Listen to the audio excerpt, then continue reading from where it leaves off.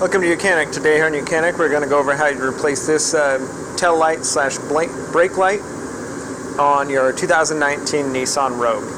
On this Rogue we've already removed these two bolts, and then you're going to have to wiggle and jostle this quite a bit to get it to come out for the first time, and then you get access to this top one here, in which that is the brake light.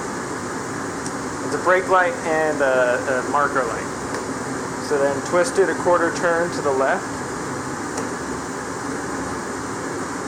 Pull this out.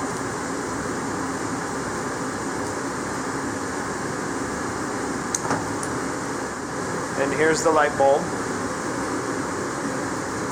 And when you get a new one, this one is a 7443, and the difference, it has a double element, whereas the blinker was a 7440, only has one element.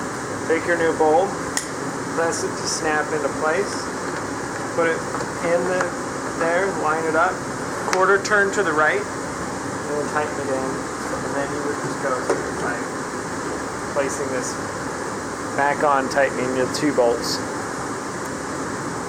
Thanks for watching YOUCANIC, where you can be the mechanic.